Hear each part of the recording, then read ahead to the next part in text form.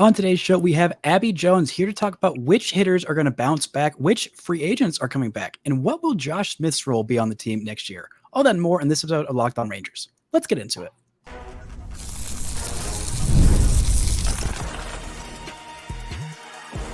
You are Locked On Rangers, your daily Texas Rangers podcast, part of the Locked On Podcast Network, your team every day.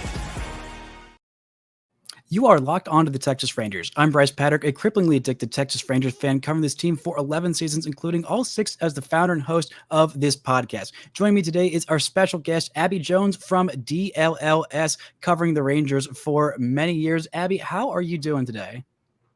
I'm great. We just wrapped up a show with John Radigan and a lot of news yesterday. So it's hot stove league and it's heating up, no doubt. I am so ready for it to heat up as the weather cools down. Before we get into today's show, this show is brought to you by Game Time. Download the Game Time app, create an account, and use code LOCKEDONMLB for $20 off your first purchase. Now, a big story with the Rangers this year was the offense not being quite as elite as it was in 2023. A lot of down years for different Rangers hitters, kind of all coming at the same time. And I'm curious as to your thoughts, which hitters are most likely to bounce back from a down season last year? Well, there's a few players that really struggled offensively this season, no doubt about that. And I think they would even be the first one to admit that. And that's Nathaniel Lowe, Jonah Heim, and Adolis Garcia. The Rangers did take a large toll with this offseason, this past offseason, because they went and they won the World Series. And what a great run that was. I mean, Texas Rangers fans are forever grateful for that. And we all know that that does come with a sacrifice. The baseball world likes to call it, World Series hangover. And it's definitely not an excuse, but it is a reason. The extended season just did play into the 2024 season, which that it's going to do. I mean, these guys are humans. They're not robots, even though we think Corey Seager honestly really is. It's Bruce Bochy said it best. Jonah Heim definitely had the hardest role, the hardest toll on his body, being catcher, playing as often as he did. You sacrifice things in the here and now for then and there. And in that case, Adolis Garcia and Corey Seager, both, they played throughout the postseason and the World Series injured. That's a risk that you are willing to take. I mean, we saw it this season with Freddie Freeman and the Dodgers. He will need surgery on that ankle this offseason, no doubt about that. But when you risk and reward and weigh the options of, hey, I can play hurt and maybe win my team a World Series and I can get a ring and bring a parade to the city, or I can, sit this one out and be ready to go for next year and maybe not get the surgery that I need or something. I think every single player would choose the option, hey, I'm going to do what I can for this team, for this city. And if that is the cost of my body, that's what I'm going to do. And that's why, I respect athletes so much. I've been around the game my entire life. I know exactly what is asked of these players. So I have so much empathy and sympathy for what they put their bodies through. But that was a long way to say, the Rangers did struggle offensively this season, no doubt. We can dive into, kind of each person if you want. But risk and reward came with some sacrifices. And it did work out for the Rangers. But, yeah, we paid for it a little bit this season, no doubt. Yeah, I think one of the big ones is Marcus Semien. I mean, talk about a guy who puts himself through everything. I mean, literally setting the record for most plate appearances in a regular season and postseason combined, all 162 of the regular season, all of the games in the postseason, also playing an all-star game in the middle of all of that. No break for Marcus Semien. And this year, I mean, it was a down year offensively, still elite defensively. He's going to be 34 next season. And I think, there's a lot of concern about, is this the start of an age dip for him, or is this just a down year after a very, very long 2023? I'm curious what your thoughts are. Yeah, so I mean, Marcus Semien, he is a Silver Slugger finalist, so it's not like he had the worst season of all time. That is a batting average award, and just statistically speaking, I mean, there's not a ton of second basemen that rake. We know Marcus Semien at that leadoff role. We've become accustomed to it. Yeah, it was definitely, a little bit of a down season. I think that, Marcus himself is aware of struggles that he faced, but I'm actually going to pull up his numbers and just kind of take a look. I mean, we know that the standout year for Marcus Semien is that 2021 with the Blue Jays. I mean, that was, gosh, he was hitting 265. Let's see, he had 173 hits and what's there? 45 home runs, a career high. 40, He was yeah. incredible. I mean, yeah. So it's like, are we going to get that Marcus Semien every year? No. But if you take a look, I mean, last year he had 29 home runs. This year, 23. So it's not like cut in half. But it wasn't what we saw last year. But that's what makes a World Series championship team. It's like every single person through the lineup, 1 through 9. It has their best season, and we saw that. And Leody Taveras struggled this year too. I mean, he's not even somebody that I really mentioned. But yeah, I mean, so Nathaniel Lowe, we know his struggles this season, just lower batting average, just didn't produce as much. I mean, I think if there's anybody on the team that just was aware of the struggles and comparing last year to this year, it is Nathaniel Lowe. I mean, he goes on the Straight Up Texas Rangers podcast and he said, yeah, I'm so tired of talking about last year's team because we're well into this season. It's a whole new group. I mean, you've got to at some point compartmentalize, okay, that was last year and this is this year. Nathaniel Lowe, he has a goal of winning a Gold Glove and a Silver Slugger in one season. It's not an easy task, but I was actually really pleased with what I heard from the exit meetings with Chris Young about Nathaniel Lowe. He and Nate had a pretty honest and in-depth meeting about this next season, and Nate was the first one to say, hey, I know what I can do. I know that I struggled this season. I will work hard, and I'm going to be good to go for next season. So I'm not worried about Nathaniel Lowe. We all have, I say we, like, I've been in that situation, but all these players, they have career years, they have down years. It's kind of just a part of it. You roll with the punches, you keep your head up, you know who you are, and you put in the work. And so I will say, honestly, I think all of the offseason and offensive struggles that we saw from this team this year will not be the case in 2025. I mean, all of these guys are going to have a healthy offseason. So Seager's recovering from sports hernia surgery, Adolis Garcia with the knee, Josh Young, Evan Carter. So there are a few things, but I mean, you'd be surprised what an extra month of baseball will do to your body. Oh, yeah, especially against the toughest competition at the end of your already long season. That's one of the things I really respect about Nathaniel Lowe. I feel like he's a little harder on himself than he needs to be. I mean, there's still a little bit less power than you'd like to see from a first baseman, but the quality of the at-bats, I mean, he's always got incredible on-base skills. I think one of the things that he brings to a lineup of seeing so many pitches, I feel like that helps so many other hitters out. I mean, he is just such a complete hitter, and a lot of people will focus on he didn't hit 30 home runs. That's what first basemen need to do, and not realizing the impact that he has on the lineup. And it's funny, he himself will say, no, I still do need to hit 30 home runs. And I'm like, you're doing a decent job. You're a little hard on yourself, but I mean, that's what makes these guys the best. That's what makes these guys, successful is saying, no, that's not good enough. I need to be better. And even though Nathaniel Lowe might be tired of talking about 2023, as someone who, grew up loving this team and never thought a Texas Rangers World Series championship was ever going to happen, I will absolutely never get tired of talking about the 2023 World Series champion Rangers. And that pennant right there will stay forever affixed on my wall. Well, maybe not that wall, but wherever I am, there will be that pennant on the wall. Coming up, we're talking about some internal free agents that are most likely to come back and most necessary to come back right after this word from our sponsors. The show is brought to you by Robinhood. With Robinhood Gold, you don't need a silver spoon to eat up the financial favors of the 1%. Robinhood Gold allows others to get the rates and perks usually reserved for high society. Now, the resourceful individual with Robinhood Gold can earn the very liberal rate of 4.5% APY on uninvested cash and be rewarded with a handsome 3% retirement boost on an IRA account. Robinhood Gold provides the privileges of a high net worth for any net worth. These generous benefits are now available for only $5 a month. The new gold standard is here with Robinhood Gold. Sign up at Robinhood.com/gold. Terms apply. For product-specific discourses, visit Robinhood.com/gold. Investing involves risk. Rate may change. Gold membership is offered by Robinhood Gold, LLC. This episode is also brought to you by FanDuel.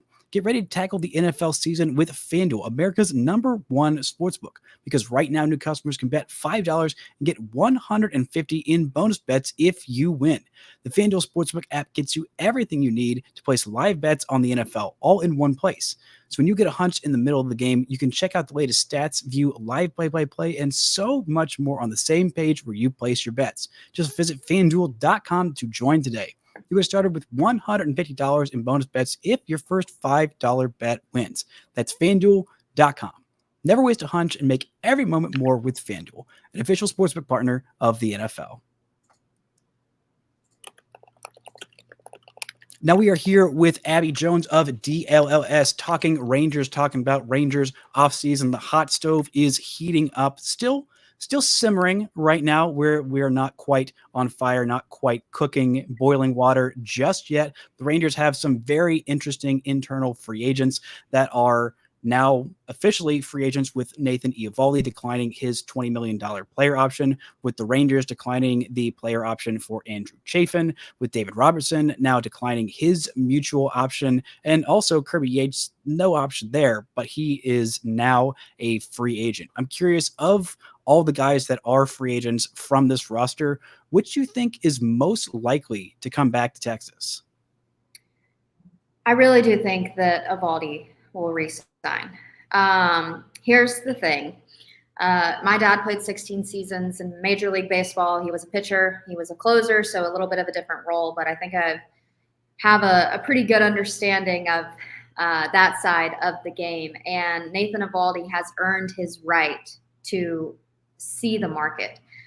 This is something that, his agent has worked in the deal. Hey, if he gets to this 300 inning mark, he will have the option to test out free agency, because he's proved that he's this type of player. And, we're seeing it with Garrett Cole and a few other contracts happening now. When you're an elite player, you can, add in these clauses that protect you as a player. And Nathan Eovaldi, he's at the prime of his career. He is 34 years old. He's won 2 World Series. He's two-time All-Star. Nathan Eovaldi is lethal in the postseason, and that's been well on display. So Nathan Eovaldi is just doing what anybody else would do, and that's seeing your worth. The thing about being a player and a professional athlete is you have to be so confident in yourself, and you almost have to be a little delusional and saying, no, I'm the best ever. And you have to know your worth, your value so much. Anybody in this world, if they have an opportunity to make more money, they're going to probably look into that and take that option. So yeah, he'd be a little silly if he didn't even consider it. But I think that so many things make sense with the Texas Rangers. I think that he loves this organization. He's from Houston, and so we have the Rangers have a geographic advantage there, because when you're 34 years old, you're married, you've been playing for X amount of years, you're probably over the travel. You would like to be home in your bed when you can, and he's got kids. Schools come into play. My dad made decisions later in his career, because he played until he was 40. Based on us and based on our walk in life. And hey, the kids are getting this old, and we don't want them to miss soccer practice and things like that. It sounds silly when you're talking about these $1 million contracts, but the thing is, these guys are people too. They have families and wives and kids. And so, yeah, Nathan Eovaldi, he's pretty much done everything in his career that, baseball players dream of. You win the World Series. You've played with the Red Sox. You have this portfolio and this resume of amazing things. The only reason that I could see Nathan Eovaldi not re-signing with the Rangers is that if he just got offered a 5-year, $100 million something contract. The reason I say that is because he's 34. So if he gets a 3-year deal, he'd be 37. 5 years, he'd be 39. That magic number for pitchers is 38 years old. So after you reach that certain point, it's really rare that you're going to sign a massive deal in your final season. So Nathan Eovaldi could be wanting to play long-term here, play smart. Hey, if I'm going to sign this big, massive deal, I either want the money to make sense or the team or something like that. Or if I'm going to go short-term, I really want a World Series contender, things like that. So there's a ton of factors. I'm not Nathan Eovaldi, and I haven't talked to him since the season ended. I have no idea what he's thinking, but it's not as black and white as fans would like to think it is. This is just something that he's earned, and he wants to see what's available. So I don't blame him for declining, but I do think that there's a ton of reasons that the Texas Rangers are attractive to him. Oh yeah, I mean his time here has been very, very successful. Even though this year didn't go well for the team as a whole, he still had a very, very good season. I mean, there were a lot of different incentives in his contract. I mean, he was a guy who hadn't really put together so many healthy consecutive seasons like this year. That's why that contract had that option in there of 300 combined innings. And I know when he signed it, I was like, I don't know if he's going to get to 300 combined innings, and he completely surpassed it. And then if you did include the innings that he pitched in the playoffs, I mean, he well surpassed. But this is a guy, he knows his value. If the Rangers did end up being sellers at the trade deadline, I guarantee every team that was in contention would say, yeah, I just saw what Nathan Eovaldi did in the playoffs. I would like him to start playoff games for my team. But I mean, you're on this team every single day, and you know the impact that he has on not just the staff, what he does on his every fifth day, but the impact that he has on other pitchers. And I was wondering if you could speak to that. I know a lot of different pitchers on this staff has talked about how Nathan Eovaldi helped me. Like Kirby Yates even talked about how Eovaldi helped him get his splitter back to, the elite level that it was this year. Yeah, that's probably, my personal favorite thing about Nathan Eovaldi, because in this game, I mean, there's plenty of players that are the best in the league and they will be in the Hall of Fame. And, they don't really contribute to the game as much as you wish that they would have. Nathan Eovaldi is not one of those guys. I mean, I've seen it first and foremost. Jack Leiter, ahead of his first, home debut, he went up to him first and he said, hey man, I just want to sit you down, talk about this. They put out a scouting report. So, he bridges that gap a little bit. I think it's amazing that Nathan Eovaldi is the first to kind of initiate it. Kumar Rocker, ahead of his MLB debut at home in front of the Texas Rangers crowd, he said, yeah, Nathan Eovaldi's the best teammate that I've ever had, and I've been here for about a week. So his impact, it just can't be overstated enough. And to me, I mean, you really can't put money and a price on that, because when you have such an elite player pouring in to, pitchers from all walks, I mean, he'll go talk to Jacob deGrom, and it's Jacob deGrom. I mean, what does deGrom need to discuss or fix? But that's just like his level of playing field. It doesn't matter if you're a future Hall of Famer and you know everything about it. There's stuff that either he can learn from you or you guys can communicate about, or it's a young guy that, hey, just wants to be a sponge.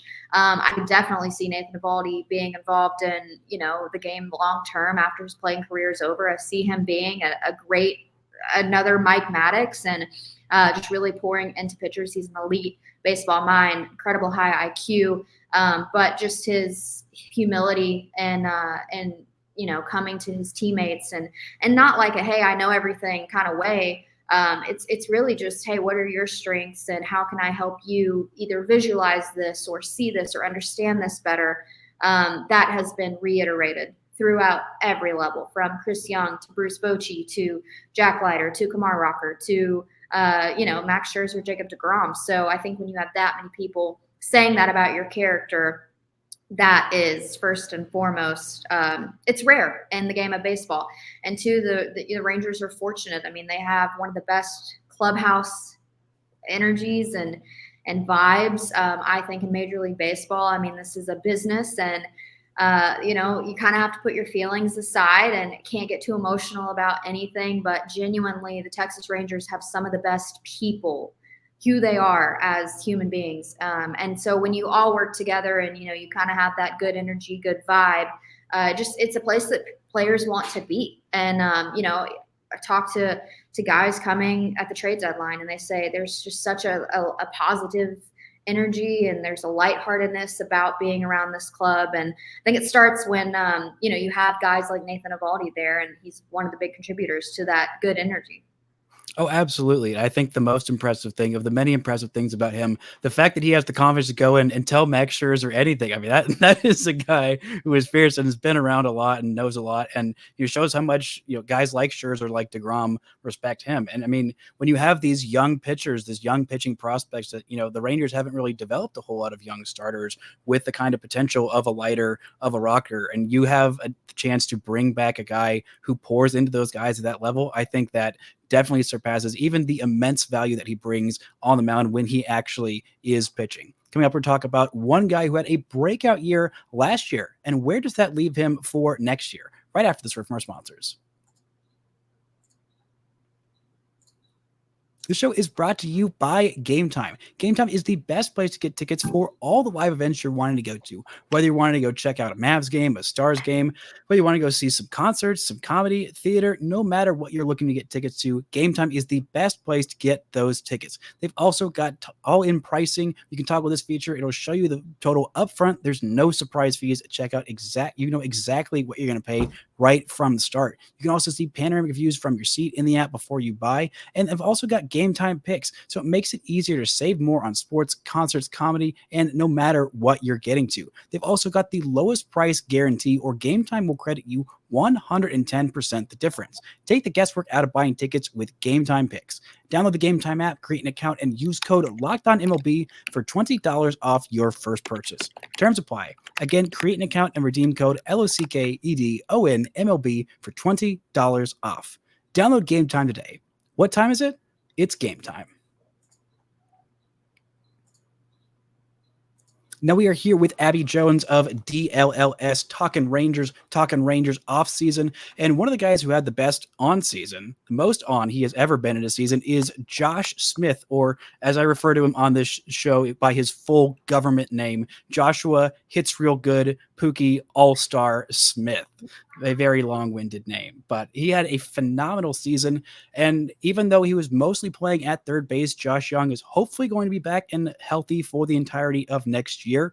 Kind of leaves him a little bit without a spot, even though the Rangers don't have an everyday DH. I feel like Smith earned his right to be an everyday player with a just phenomenal season, in a season where the Rangers offense was just mostly lacking. In that first half, Josh Smith was absolutely incredible. I'm curious, where do you think he slots in next year as an everyday player, or does he? It's difficult. The Rangers definitely have some decisions to make, but to your point, he's proved that he deserves to be an everyday player. I think the question is, was 2023 a career year, or is this really the kind of player that he is? I don't think that there's a large enough sample size to truly know that. I mean, it takes a minute for you to learn a player's identity. So yeah, this was one heck of a season, one heck of a first half. But is that going to be the kind of player that he is long-term? You're not sure, but you do know that those every single day reps help so much. We've talked in depth about utility players on our show, and it's one of the most difficult positions to be in. The Rangers, have a great guy like Travis Jankowski, who is a free agent. We're unsure if he's going to re-sign with the Rangers this upcoming season, but you hope that a guy like that does, because being a utility player, it's a really difficult task to be, 10 years into your game and not playing every day, to be called in to pinch hit, to be a defensive substitution in those last minutes. And, we've seen Travis Jankowski live up to those big moments. I mean, that takes a special kind of player, because it's not a light switch that you flip on and off, like, oh, I've got to go be elite and rob this home run, or come up big in the postseason and when Corey Seager or Dolis Garcia is down. So it's not easy to do. I think it's one of the more difficult things to do. And let's not even begin to talk about that your ego gets checked at the door every single day. I mean, you can't be a guy that says, oh, I have to play in this role and play this many times or I'm walking. You don't get to say that as a utility guy. You've got to be ready to go when they say so. It's great that the Rangers have a guy like Travis Jankowski. I hate saying that the Rangers have a guy like Travis Jankowski in the locker room to help guys like Josh Smith learn this role. I think on another team, Josh Smith would absolutely be an everyday player on one of those younger teams. Like my dad is, works with the Tigers, and we've kind of talked about, Josh Smith would make a ton of sense at that kind of level because they don't have guys like Corey Seager and, Marcus, like these guys on the diamond that they're going to be there every single day. I mean, we saw in the postseason, the Detroit Tigers are chaos in the best way possible, and it works out for them. But yeah, I mean, for the level of talent that's on this Texas Rangers club, it is really difficult to say where he's going to fit in. The last few seasons, he's just been there when injuries happen. It's not like you want to bank on losing your third baseman. And Lord, we pray that Josh Young has a healthy season for probably the first time ever in major leagues. And, you don't want to lose those pivotal guys, but at the same time, I mean, you're not benching Corey Seager, Marcus Semien, Josh Young, and, we've seen him in the outfield too. So I think the Rangers just have a lot of questions. I mean, Leody Taveras is another one. Where is he going to be? Because Evan Carter's back. Are you going to use him? Where are you going to put Wyatt Langford? There's so many pieces here. And it's good. It's a good problem to have. Hey, I've got a lot of good guys that can cover a lot of roles. I think it just comes down to getting him those everyday reps. Is he going to be able to be a DH?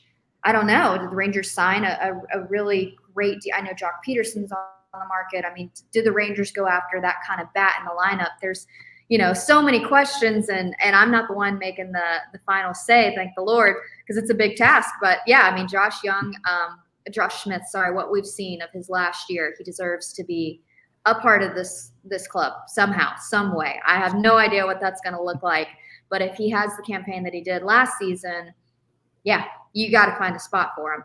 Do you have any idea of where you would imagine he'd go?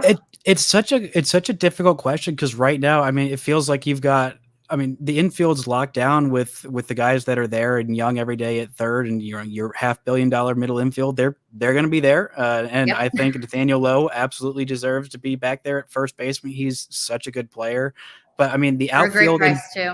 Exactly. I mean, people are. I feel like it's getting bandied about of, oh my gosh, he's going to make this much in arbitration. I'm like, have you seen how much first basemen are making on the free agent market? You're not getting better value than that, and he's absolutely earned it.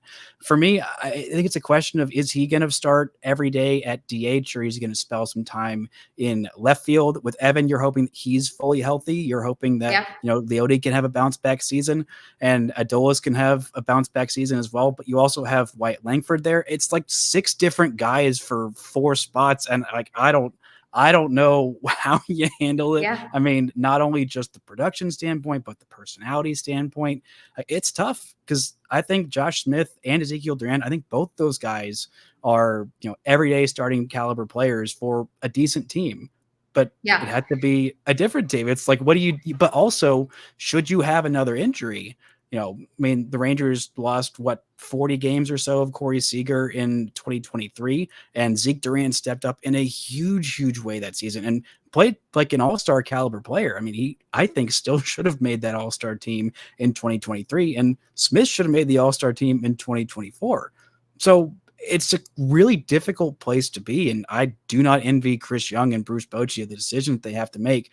But having that luxury of 2 guys that are, I'd say, probably the best utility, like super utility players, maybe even in the bigs. And you have 2 of them. They're both amazing. And we haven't really talked about Zeke. And so I don't know. Like it is such a difficult question. Zeke because Josh had such a great year. And I've said this before. I mean, I think years prior, I was like, other than just how versatile he is, I'm not sure Josh Smith is, should be on this roster. And that was in 22-23 when his contributions offensively were, bare minimum or below. So yeah, it's great. It's crazy that you have 2 types of the exact same players out of this Joey Gallo trade. I mean, Zeke and Josh, they hit apparently at different times, but they offer the exact same support. I mean, it's so pivotal to have a guy that can literally be plug and played at any point. And he is so versatile. Josh Smith, he can be in the outfield. He can be in the infield. He's great offensively. I mean, when he led off for the Rangers and Semien took a day off and he was first in the lineup, I mean, that is huge because that's Semien's spot, So one, that's kind of groundbreaking because Marcus Semien does not take a day off. And then I kind of said this today too.